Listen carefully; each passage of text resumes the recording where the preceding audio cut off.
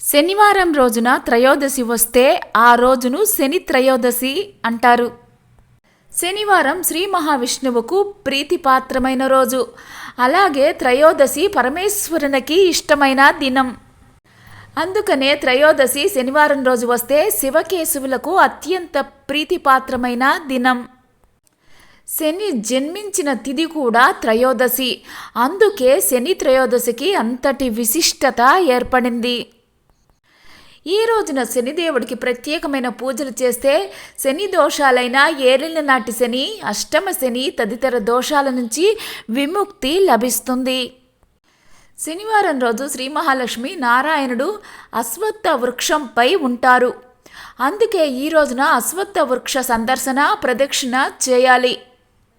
శని త్రయోదశి రోజున సూర్యోదయానికి ముందే స్నానం చేసి నువ్వుల నూనెతోటి శనిదేవుడికి అభిషేకాన్ని చేయాలి. కాకికి నైవేద్యాన్ని పెట్టాలి. నల్ల నువ్వులు, నువ్వుల నూనె నల్లని వస్త్రంలో ఉంచి దానం చేయాలి. మనిషి చేసే కర్మలకు ప్రతిఫలాన్ని అనుభవించి తీరాలి. మంచి కర్మలకు మంచి ప్రతిఫలం, చెడు కర్మలకు చెడు ప్రతిఫలం అనుభవించి తీరాలి. ఈ బాధ్యతలను శనీశ్వరుడికి పరమేశ్వరుడు అప్పగించాడు. అందుకే ఆయనను కర్మ ఫలదాత అంటారు. మనిషికి జీవితం విలువల గురించి తెలియచేసి లోపాలను సరిదిద్దుతాడు శనిదేవుడు.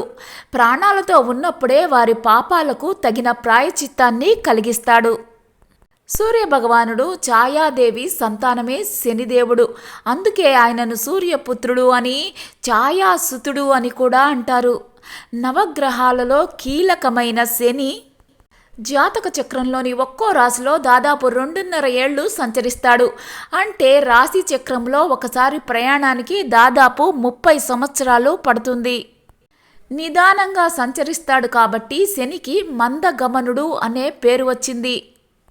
రాశి చక్రంలో శని ఉండే స్థానాన్ని బట్టి ఫలితాలు ఉంటాయి. జాతకరీత్యా శని ప్రభావం అధికంగా ఉన్నప్పుడు తనకు తక్కువ శ్రమ కలిగించాలని శనీశ్వరుణ్ణి సందర్శించి వేడుకోవాలి. త్రయోదశి తిథి ఉన్న శనివారం రోజు శనిదేవుణ్ణి పూజిస్తే ఉపశమనాన్ని కలిగిస్తాడు.